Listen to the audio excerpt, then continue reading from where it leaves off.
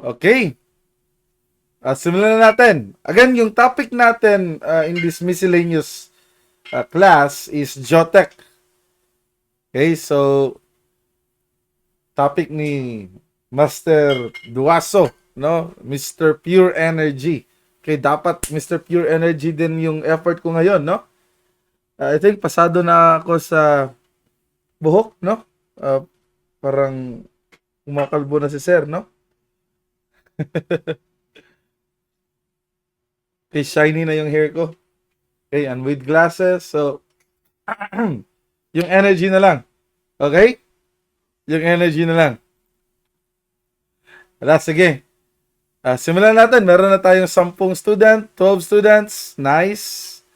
Good evening, Carl. Good evening, Wawel. Okay.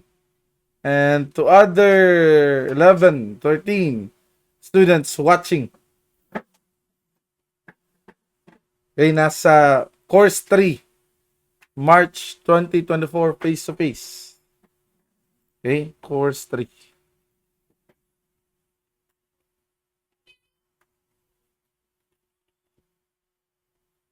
Okay.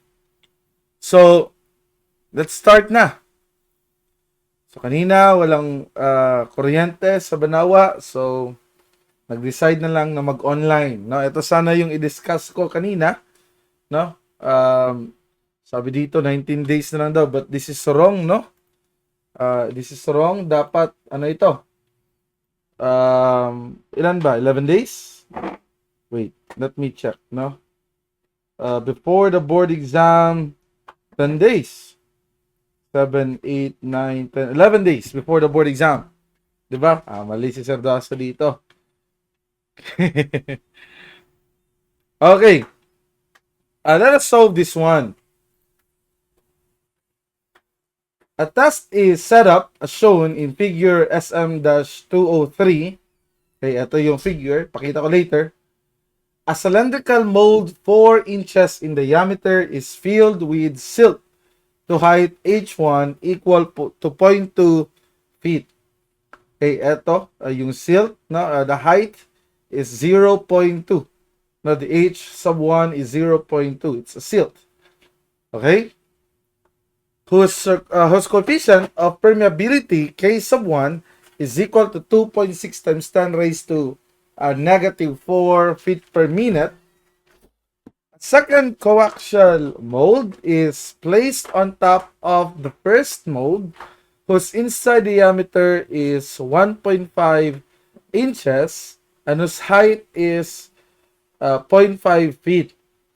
Its thickness is negligible.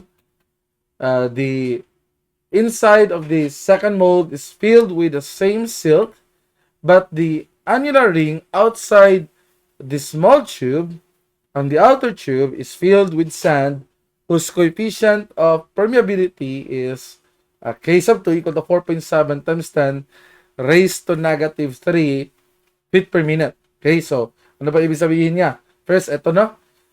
This is silt. Yung height niya is 0.5. Then, nilagyan ng mold, no? Dito. Parang cylindrical yan. Okay? With an inside diameter equal to 1.5 inches. Ang height niya is 0.5. Okay? So, parang may 3D dito. Ipakita ko later, no?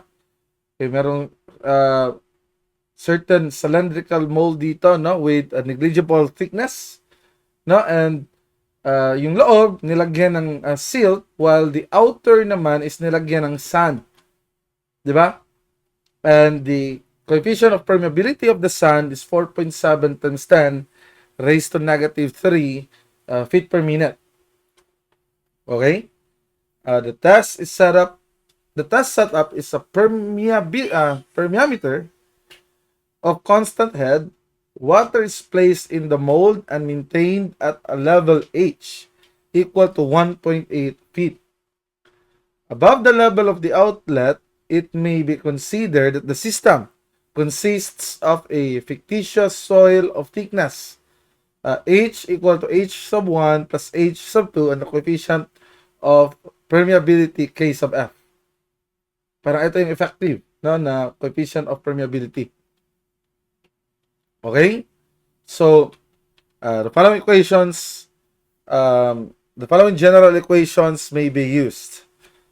Okay, for vertical flow, no?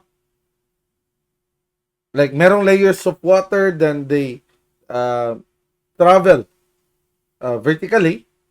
Okay, ito yung gagamitan. Now, H over H sub 1 over K V1 plus H sub 2 over K over V2 and so on.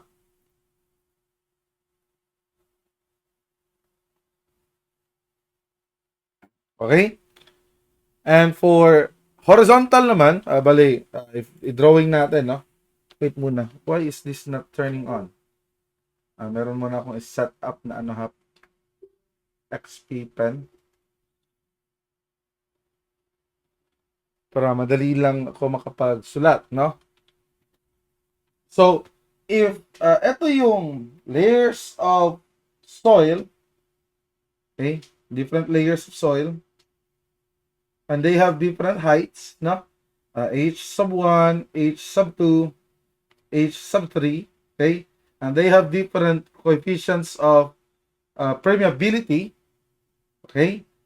K V1, K V2, K V3. No, vertical to, no? Yung permeability niya vertically, and yung horizontal naman nga permeability KH, KH1, KH2, KH3. Yan. Okay, hindi makita. Okay, natabunan ng isang gwapong mukha dito, no? So, for vertical flow, gagamitin natin to, no? Ito na formula. For horizontal naman, okay, parallel siya. Bale, parang ano lang, resultant lang, no? K1H1 plus K2H2 plus K3H3 is equal to K equivalent times the total height. Now, well, for vertical, parang sum of, ano siya, reciprocal, no? Bali, ganito, H total over K equivalent is equal to H1 over K1 plus H2 over K2 and so on. No? So, dyan galing yan. I know, alam niyo na to, no? So, first, we are to find the total flow of water in cubic feet per minute. Okay? Gagamitin natin yung flow formula, no? Yung Q is equal to KIA. Q is equal to KIA. But since there are two involved soil dito, the silt and the sand, both i-consider natin. Okay? And also, dapat, no, yung unahin natin is silt. You can start with the sand, pero better the silt kasi diretso siya. No? From the top to the bottom. Okay? Again, yung K sub 1 is for the silt, K sub 2 is for the sand. No? The height of this is 1.8 feet. Is that given in the problem? Ito. The water is placed in the mold and maintained at a level H equal to 1.8 feet. Okay? So, this is given, 1.8. No? And with that, we can calculate the I. Now, I is H over L, di ba? H over L, the diameter, the inside diameter of that mold, no, or like the outer diameter of the silt, kini siya, is equal to 1.5 inches. Then the larger diameter of this, or like the outer diameter of the sand, is 4 inches. So, ito yung solution. Okay, part 1, consider natin yung flow along this cylinder, na cylindrical sand, okay? Balik, ganito yan. No? If you consider natin yung silt plus silt. Okay? Ito naman yung sand. No? So, yung flow dito, let's denote that as Q sub A. Then, yung flow naman sa outer region is Q sub B. Now, that flows through first the sand, then after that through the silt. No? Yung outer circle. Okay, gagamitin natin is, again, Q is equal to KIA. No, yung K natin dito, no, for the silt is given, that's K sub 1, 2.6 times 10 raised to negative 4. Yung I dapat is H, no, which is 1.8 feet, and the length, no, yung length niya is the capital H. Okay, that's the sum of 0.5 and 0.2. Ito yung 0.5. Okay, ito yung 0.5. Di ba? Uy, palitan natin ng kulang. Okay, 0.5 to. Ito naman, 0.2. So, ganun yan, di ba? So, I is equal to 2.571. And yung area naman is simply the area of that circle or circular section with diameter 1.5 inches. So, pi over 4 times d squared. So, pi over 4 times 1.5 inches, make it in squared feet, no? So that consistent tayo sa unit, so that the result is in cubic feet, no? And that is 0.01227 squared feet. So, solving for the Q, the flow through that silt, no, from top to bottom is 2.6 times 10 raised to negative 4, the K, the I, 2.571, and the area A, 0.01227. And if evaluate natin yan, ito yung makuha natin, 8.202 times 10 raised to negative 6. Pero hindi pa ito yung sagot, no? Flow pa lang yan, no, through the inner circle, di ba? Through the cylindrical, soil. Okay, cylindrical. Consider natin yung flow through the sand. No? Through the sand, dapat makalculate natin yung effective K. Effective K. Kasi different yung K nila, no? K ng sand is equal to 4.7 times 10 raised to negative 3. K ng silt is 2.6 times 10 raised to negative 4. Yung height ng sand is H sub 2, 0.5. Yung height naman ng silt is 0.2. No? Ito yun, na nasa baba. Okay? So, gagamitin natin to to find the equivalent K. Diba? Reciprocal siya, no? H over K is equal to H sub 1 over K sub 1 plus H sub 2 over K sub 2. Pwede rin i-caltech yan, no? Let X equal to the height and Y equal to H over K, no? Like 0.2 yung X, height yan of the silt. 0.5 naman height of the sand. Then yung Y naman must be the ratio of H over K. No? H over K. And if isum natin summation of X divided by summation of Y, we would get this. Okay? So, yan yung caltech niyan. No? Yan yung caltech niyan. No? Or pwede rin, use the formula na lang. No? That is equal to 0.7, yan yung H, na over 0.2 over 2.6 times 10 raised to negative 4 plus 0.5 over 4.7 times 10 raised to negative 3. No? If we would use our calculator, let me turn on my calculator.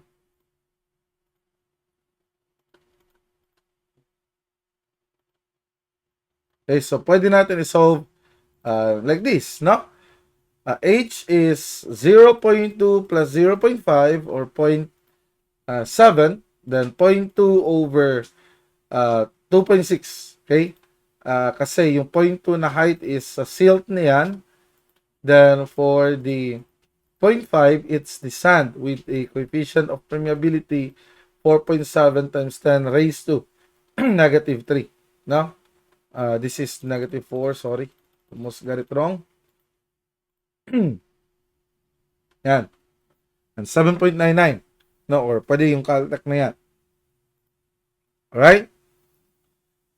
So, yung area is equal to pi over 4 times the outer diameter minus the inner diameter. Okay, and again, we're gonna make this in squared feet. So, divide the radius by 12. No, kasi inches yung radius. Pi over 4 times 4 over 12 squared minus 1.5 over 12 squared. And ito yung makuha natin, 0.07499. Okay? Yan yung area. So we can now use, again, K equal to, Q is equal to KIA. Yung I is the same, no? The same siya, 1.8 over the same length. Okay? The same siya. So, Q for that sand plus silt, now the outer region, now outside the mold, that is 7.994 times 10 raised to negative 4 feet per minute, times the I and times the area. Okay? And if evaluate natin yan, we would get 1.541 times 10 raised to negative 4. Now, and of course, the total flow nito is the sum of Q sub A and Q sub B. I-add lang natin sila. We got Q sub A equal to 8.202 times 10 raised to negative 6. Q sub B is 1.541 times 10 raised to negative 4. I-add natin sila. That's 8.202 times 10 raised to negative 6 plus 1.541 times 10 raised to negative 4. That is 1.624. Okay? What letter is that? 1.624. Okay? That is a letter. Yan, letter A, letter D, 1.624. Okay? Yung part B, number 2, what is the equivalent coefficient of permeability KF in feet per minute? Bali, kukunin natin to, considering the total Q calculated, na total flow. Yung total flow must be equal to K equivalent of the whole soil, like combination of that sand and silt in that kind of figure, no? Times I times A. Now, yung I is the same lang din, no? H, 1.8, difference in water level over the length. So, the total length is this capital H, 0.5 plus 0.2. So, ganun. And the area naman must be the total area. No, it means the pi over 4 capital D squared. No? So, D is equal to 4 inches, and making it in squared feet, no, instead of squared inches, that's 0.0873 squared feet. Now, and we're gonna use this to calculate the K equivalent. Now, from this formula, K equivalent is Q over IA. And Q must be the sum of QB plus QA. We got kanina, 1.624 times 10 raised to negative 4. Now then, over I, same. And the area is now the total area, 0.0873 squared feet. Okay? And evaluating that, that's 7.236 times 10 raised to negative 4 feet per minute. Ayan yung K equivalent. Letter B yung sagot. No, letter B. Madali lang, di ba? Madali lang. Actually, may pattern to. No, noon, whenever it comes out sa board exam, I do not make any solutions na lang. No, calculate na lang lahat. No? May mga ganun na problems, 'di ba? Sa board na parang paulit-ulit na, no, na parang alam mo na anong gagawin, muscle memory na lang ba diretso. Okay? Number 3, what is the total amount of salt that permeates after 45 minutes in cc? So, you calculated the Q kanina. If we would multiply that Q by time, we would get the quantity or a total amount in cubic feet. No? So, kanina we get a total Q equal to 1.624 times 10 raised to negative 4. That is in cubic feet per minute. Diba? Multiply it by 45. Yung sagot niyan is the total volume in cubic feet. So, i-convert natin to cubic centimeters. We know that 1 foot is 12 inches.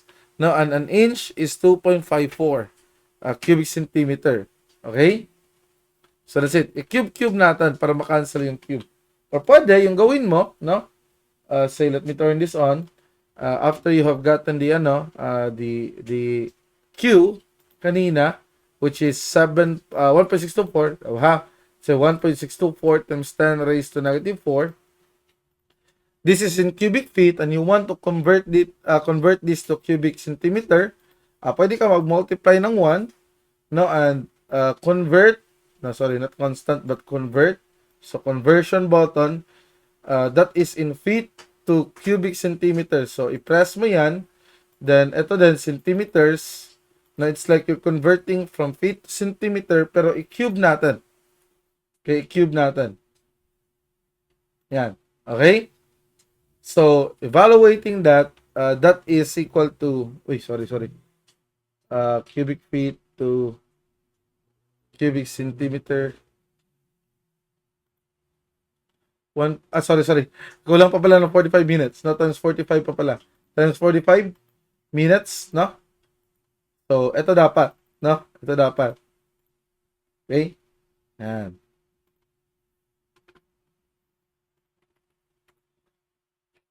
So, madali lang, di ba? Madali lang.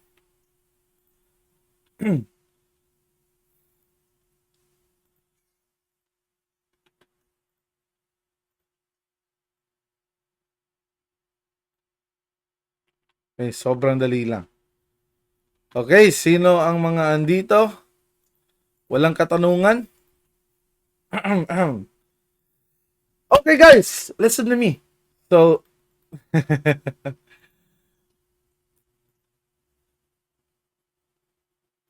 do you have any question?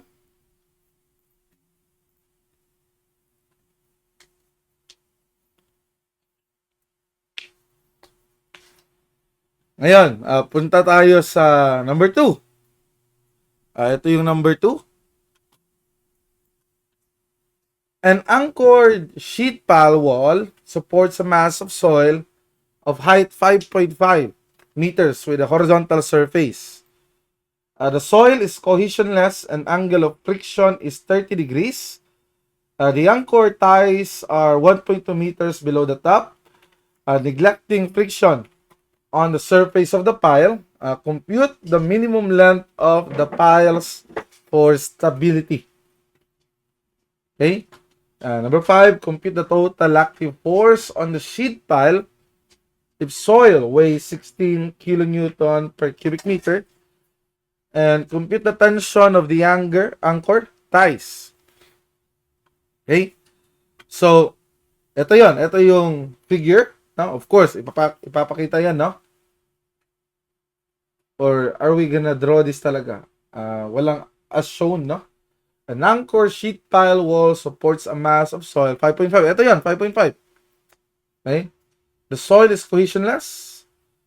So C is 0 and the angle of friction is 30 degrees. Okay, that is phi. Okay, ito yan, 5.5.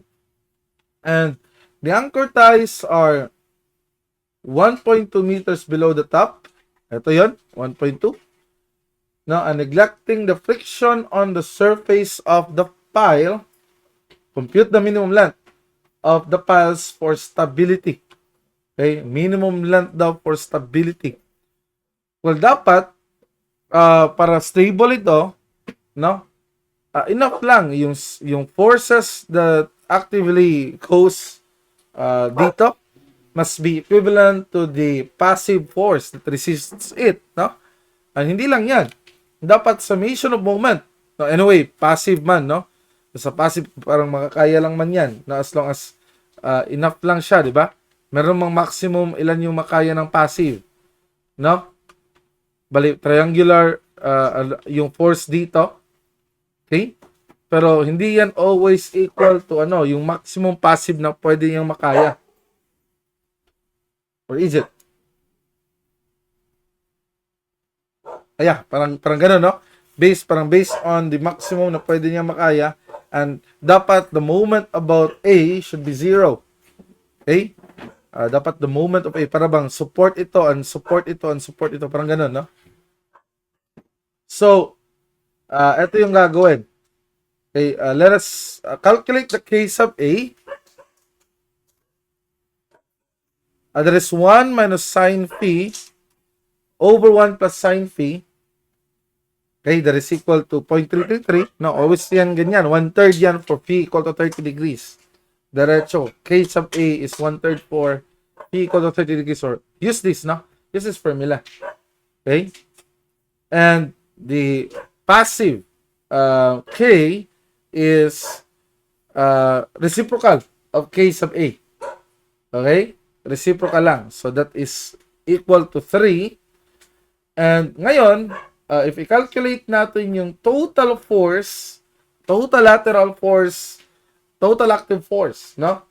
That causes it to go to that direction, no? Magko-collapse kasi yan, 'di ba? Supposedly, no? It would attempt to collapse to that side, 'di ba? So, ganoon yan. And ito naman yung passive, parang yan yung nagre-resist. No? Parang yan yung nagre-resist. So, ito yung active force, F sub A.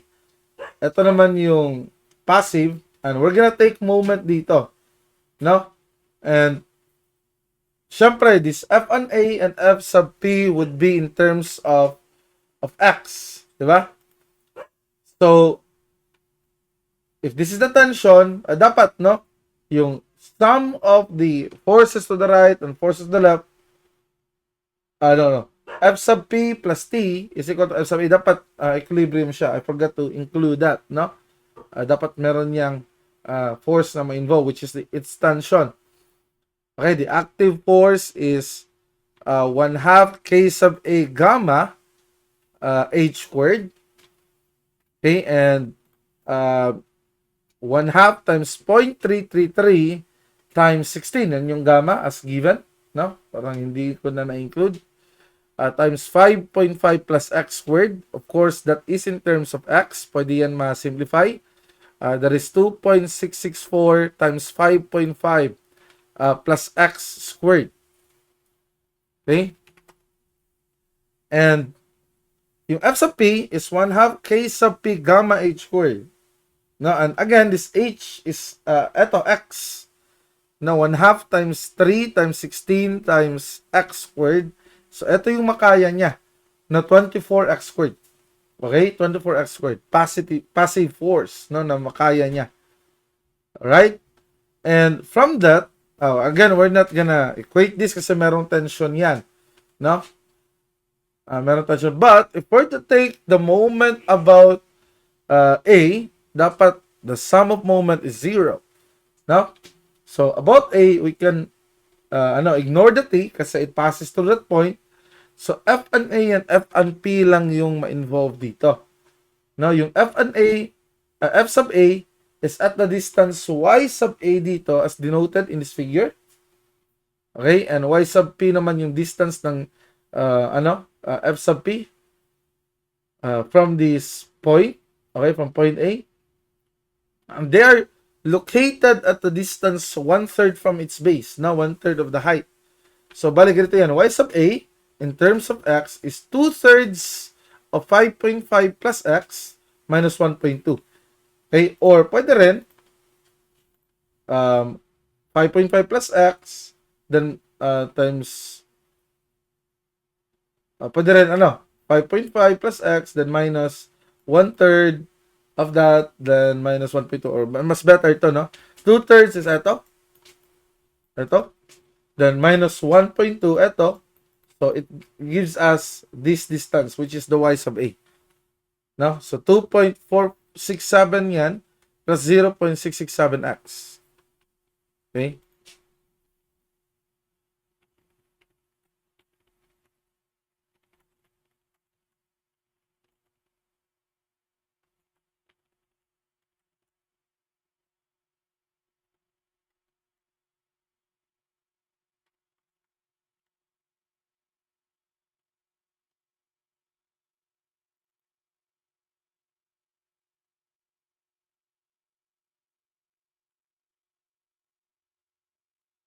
Okay? So, how about the Y sub P? Yung Y sub P is 2/3 of X. Ito yon, no? Plus 5.5 minus 1.2. Ito naman yon. So, that is 4.3 plus 0.667. x. After that, yung gawin, mag-moment, no? So, yung f sub a is in terms of x, f sub p as well is in terms of x, and the y sub a and y sub p are both in terms of x. Dapat the sum of the moments is 0 or dapat equal yung moments nila, no? Counter clockwise and clockwise. Okay? So, multiply natin, no? Or equate lang natin, 24 times x squared. Ito yung moment of that f of p about 0.8 times 4.3 plus 0.667x. Yan yung y sub p. And equal yan to quantity of 2.664 times 5.5 plus x quantity squared, okay, times 2.467 plus 0.667 x. Kaya yung y sub a. Now, and evaluating that, we would get 2.08 meters. 2.08 meters.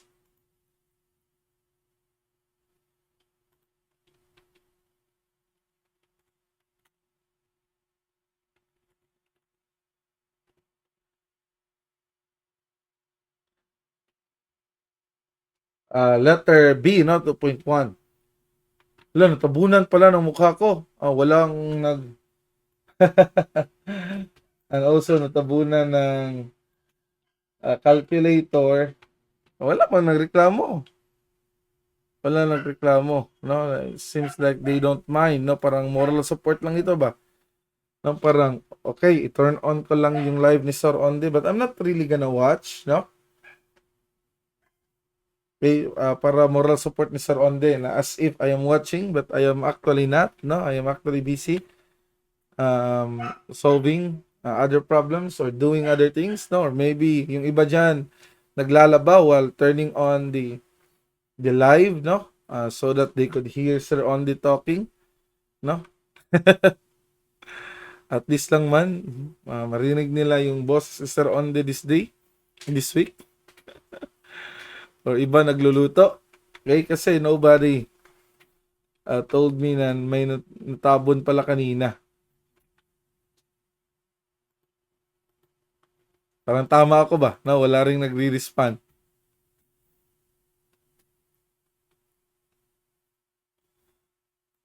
Okay. Magtatanong ako kay Sir Duaso kung anong slide, hanggang saang slide siya natapos. No, so that idahan-dahan ko, no, if konti lang pala yung na-discuss niya.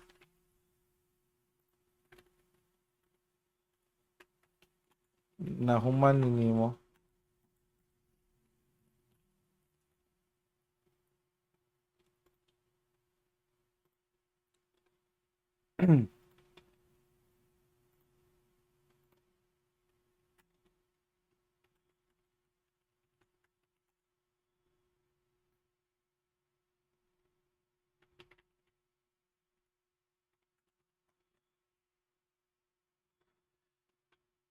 So number 5, compute the total active force on the sheet pile if soil weighs 16 kilonewton per cubic meter. Bali, we have calculated the x kanina, no? So we're gonna use the calculated f sub a lang in terms of x. Okay, that's the total active. Ito, 2.664 times 5.5 plus 2.08 quantity squared, or you may evaluate the total height. I-add mo with the calculated h that you got, then 1/2 gamma kh squared, di ba? 1/2 gamma kh squared, and you would get the same result, 151.68. Okay?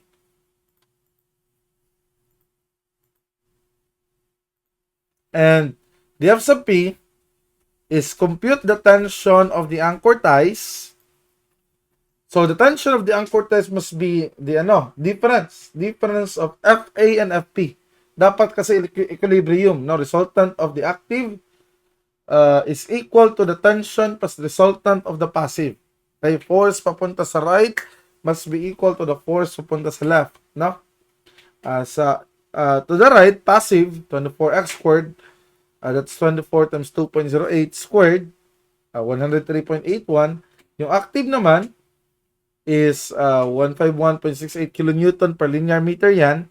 Now, so the tension is equal to 153.21 minus 103.81. Okay, that is 49.4. 49.4. No, uh, if ito are space per meter, na yan yung makakari niya, 49.4 kilonewton per meter. Okay?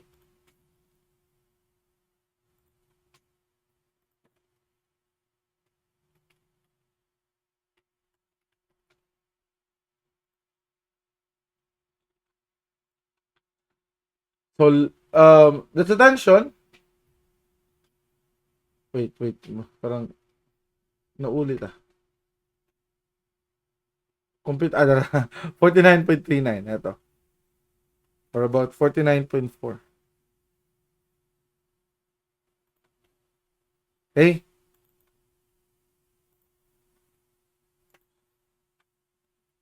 Sino ang andyan? Aha, 9 na lang.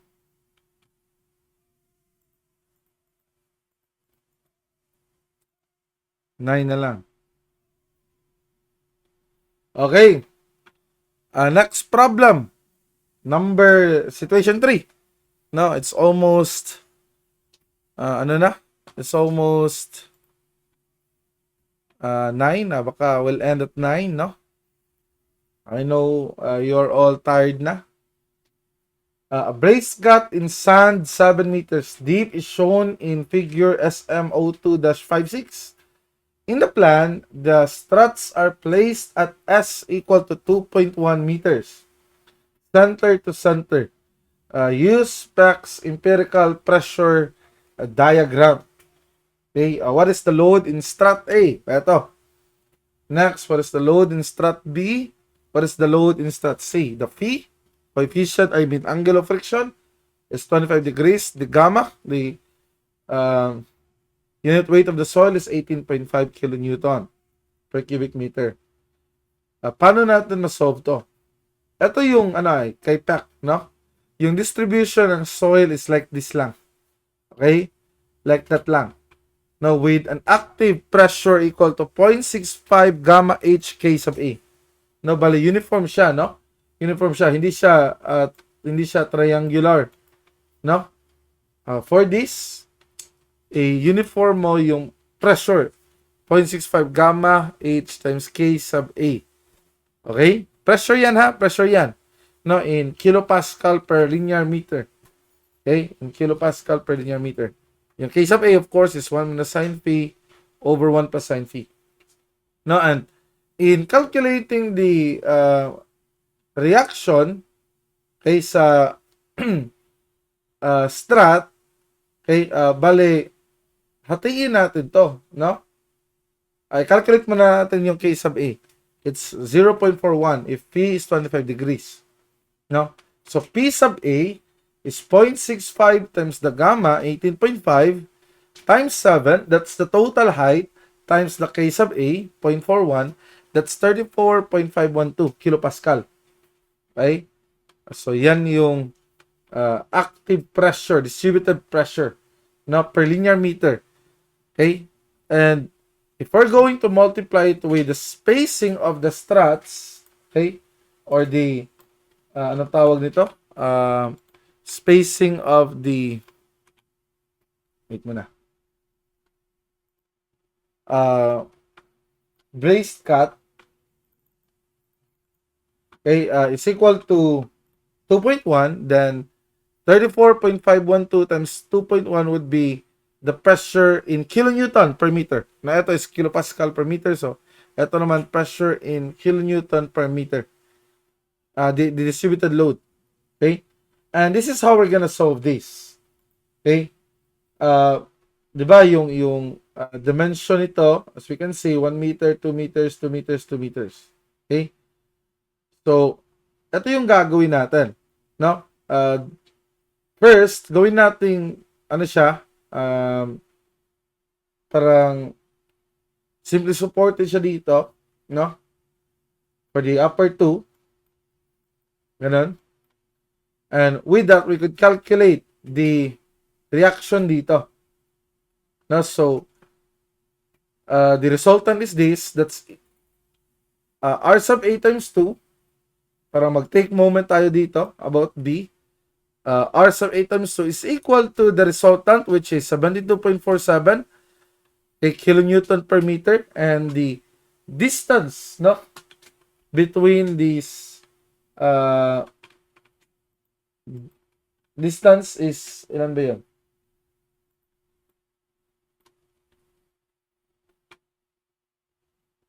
Okay. Distance naman. Ito. 3 meters is ito. Then the, the perpendicular distance now of the resultant. Diba? So, force is pressure or gamma, omega times the length, yung resultant yan, then times the moment arm, 3 halves. Then we would get R sub A equal to 161.42. No? And makuha natin yung reaction dito sa B, no, considering the upper portion. Okay? So, ano ba yung, yan yung sagot sa letter, problem number 1. Now, problem number 1 is what is the load on the strat A? Okay, the load on the strat A, summation of moment lang about B. Now, and to find the load on strat C, sa strat C, hatiin naman natin to. No? Focus naman tayo dyan. And since yung strat C is dito sa gitna at a distance 2 meters from B and from the bottom, no, then dapat yung R sub C is simply equal to the to the resultant force, 'di ba? Kasi the moment arm the same. No? So that is equal to 286.97, no? Omega or W 72.475 times 4 times moment arm. So kung ilan yung resultant yan din yung R sub C. But in calculating the load on strat B, okay, this is actually the part 2, no, the problem number 8. Ito kasi yung problem number 9, na 287 yung sagot dyan. Bale, ito mangyari. Dapat summation of the forces RA, RB, and RC, total force, is equal to WH. Diba? We have calculated the RA, 161.42. Calculated the RC, 286.97. And RB, where to find that? And equate that to the total W times total height, 7. And solving for RB, we would get 53.81.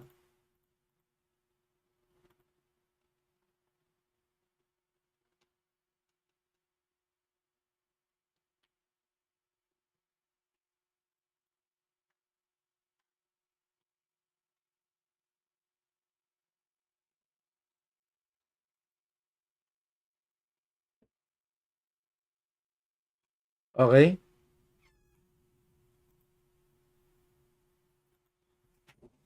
Andyan pa ba kayo? Uy, 11. Ay, nanonood si Rosalind. Okay, good. That's good to know. Nag-respond. Situation number 4. Though this will also be discussed by Sir Tariga tomorrow. No, I know some of you would watch that tomorrow, no, instead of this evening, no, with Sir Onde. So you may rewatch it, okay? You may rewatch the discussion ito sa online Facebook page, Facebook group.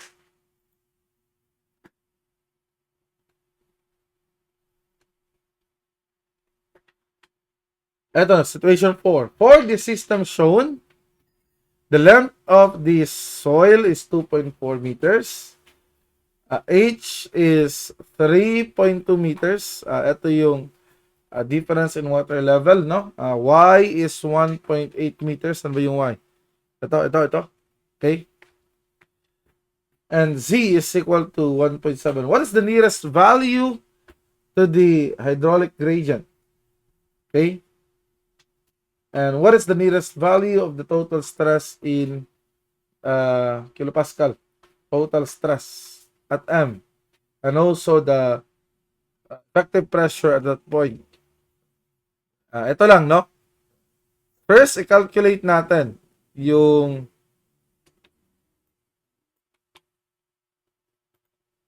nawala pala ako, no?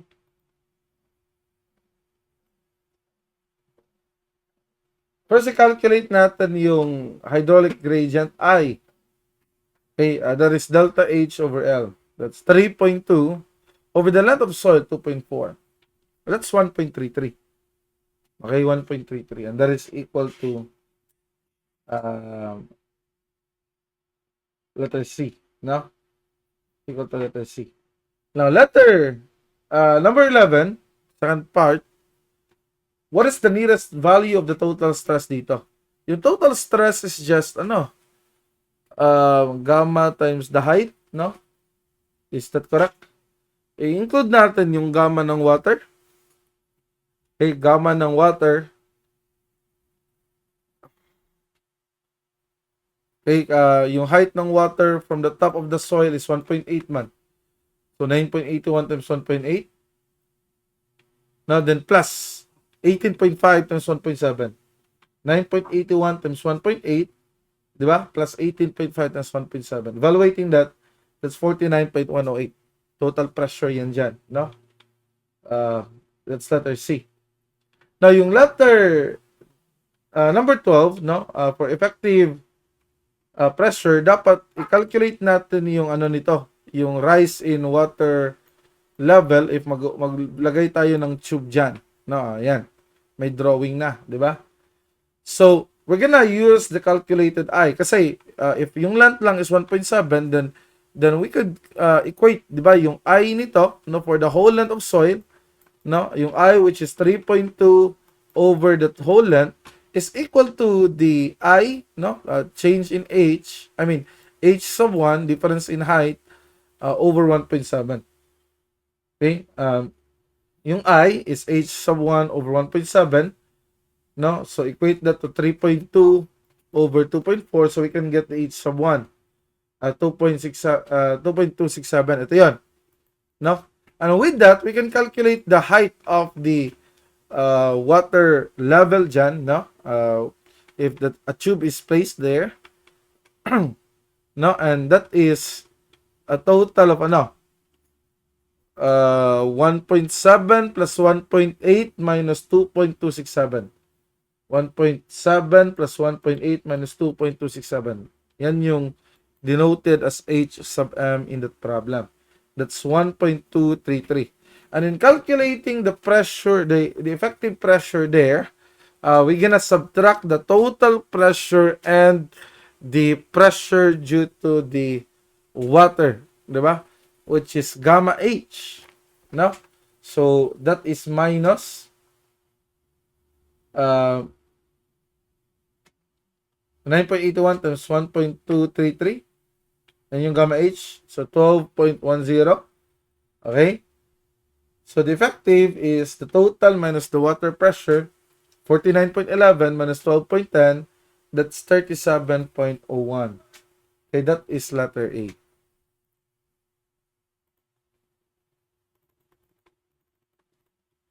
Okay, there's an announcement, no? Sabi ni Sir Diego, mga sirs, paki-announce na para sa tanan ang exam karong Friday. Ambi manggod nila na challenging exam. Okay, para sa lahat po. Okay, face to face, go to the Banawa, go to Banawa or Labangon, kung anong section ka at anong schedule. Meron kayong exam na face to face. Meron kayong actual na exam, no? Hindi siya limited to the challengers, to the top notchers, no? Possible top notchers or qualified students. Okay? Para sa lahat po yung discussion.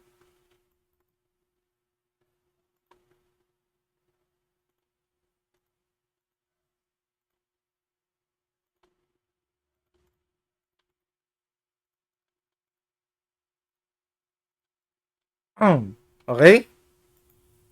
Nagkakaintindihan ba?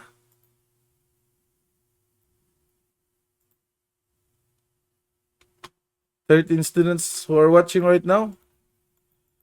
Sayang yung Padlet na ginawa ko. Wala rin palang magko-comment. Wala rin palang magko-comment.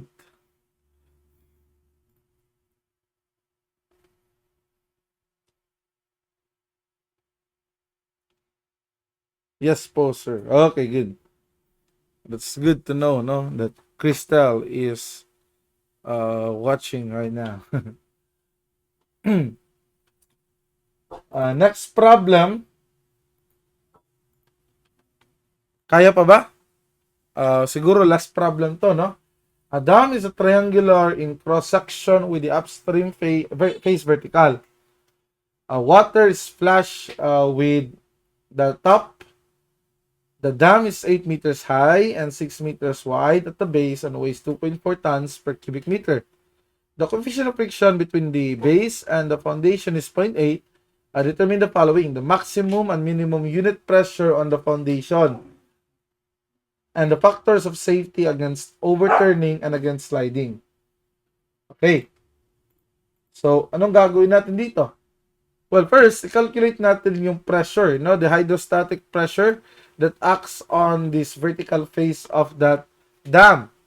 Okay, and that is equal to 1/2 gamma H. 1/2 gamma H squared, no?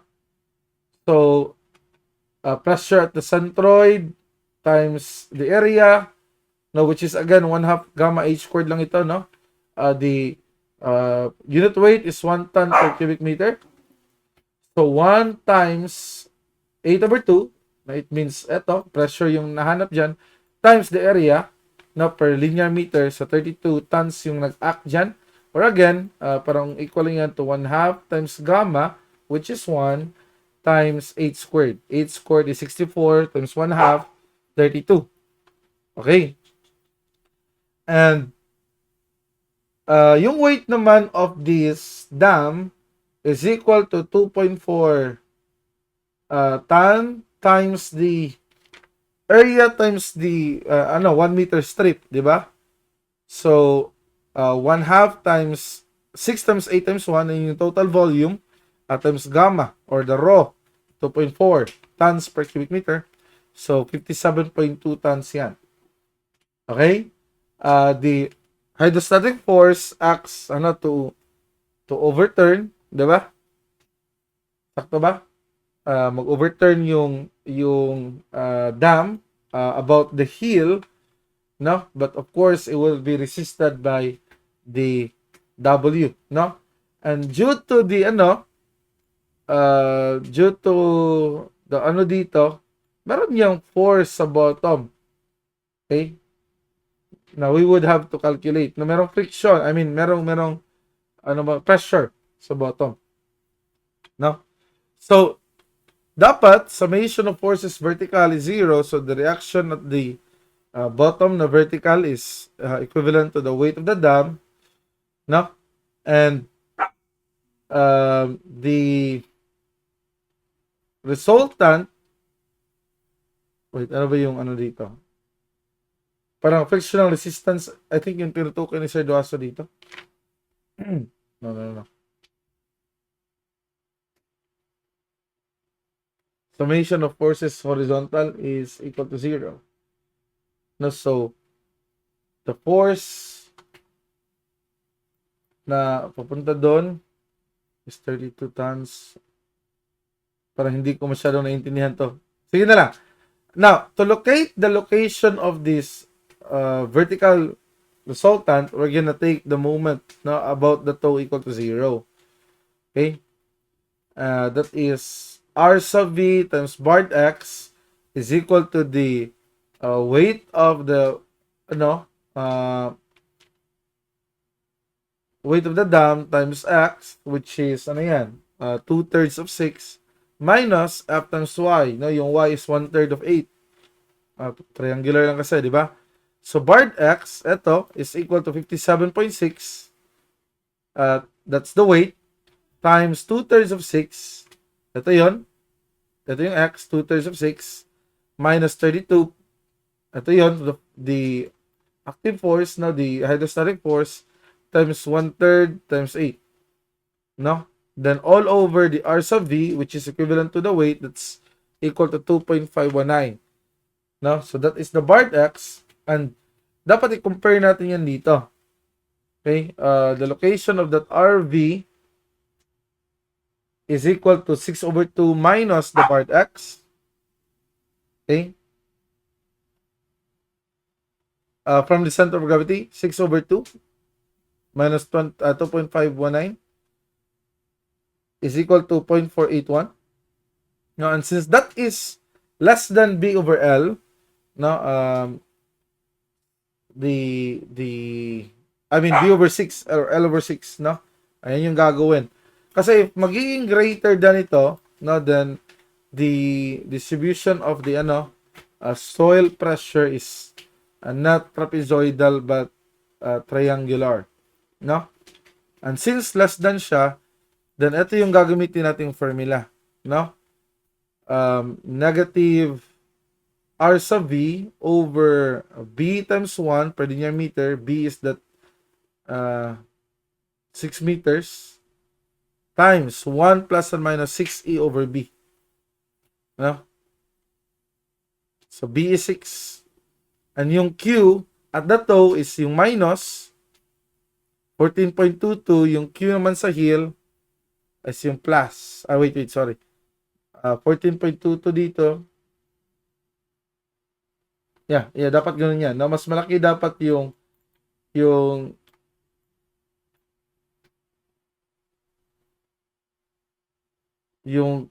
pressure dito sa heel. See, hindi na naman nakita. Sir, excuse me po, di po makita. Sorry about that. So again, let me repeat. Let me go back to that. Now, if yung E, parang formula na ito, no? After we have calculated the location of that RV from the toe, calculate mo yung location niya from the center of gravity. 6 over 2 kalahati minus 2.519. Okay, so 0.481. And since that is less than B over 6, hindi siya lumagpas. Okay, hindi siya lumagpas ng 1/6 of the width, no? Or the length niyan. Then trapezoidal yung load distribution. Okay, and that makalculate natin yung dito, pressure dito. Na at the heel and at the toe. Okay? So negative 57.6, that's the RV over 6 times 1 times 1 plus and minus 6 times 0.481 over 6. So 14.22 sa toe, 4.98 naman sa heel. Bali makalculate natin yung moment niyan. Okay, later. Okay? But now, to find, yan yung sagot sa letter A, di ba? Maximum and minimum unit pressure on the foundation. No, ayan yung sagot for part A and part B. Now, for part B of, sorry. Ito yung sagot sa part A. Both sa part A, maximum and minimum. Now, sa part B, the factor of safety against overturning and sliding. So, yung gawin natin, di ba, dapat ma-resist, no? Lahat ng forces papunta doon, na by the forces papunta sa right. Okay, yung righting moment is equal to W times X, about the toe yan.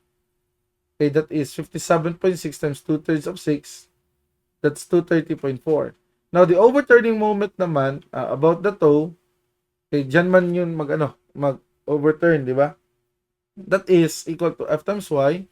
No, so, F is 32, then Y is 1/3 of 8,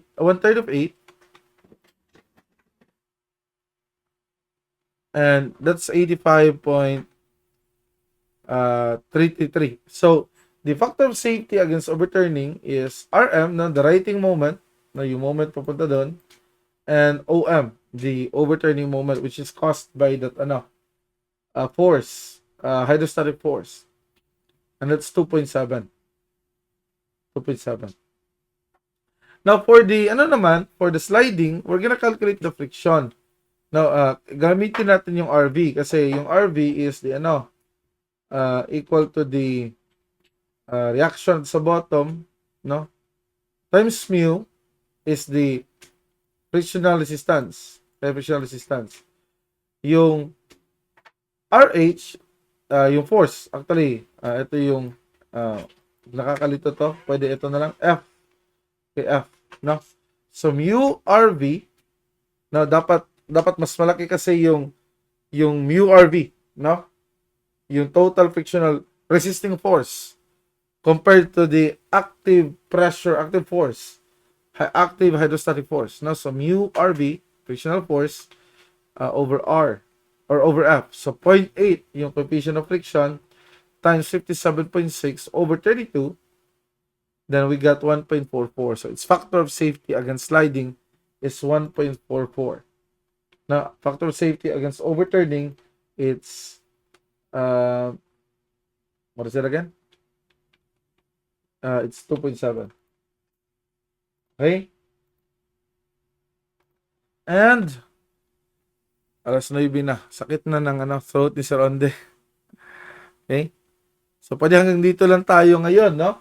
Anyway, i-upload ni Sir Duaso yung file na ito, no? Yung diniscuss niya, no? And also, pwede rin ito ma-repeat tomorrow, no? Sir Tariga will discuss the same content, no? So, hanggang dito lang tayo ngayon. Okay, I hope marami kayong natutunan for this short period of time, no? Ilang oras lang yung discussion natin, no? Anyway, it's late na. It's already 9. Na may klase pa kayo tomorrow, so pahinga na kayo, no? And see you sa face-to-face class for our lecture in module 6. Okay? So, goodbye class, no, mga Banawa students. Goodbye. God bless yung lahat.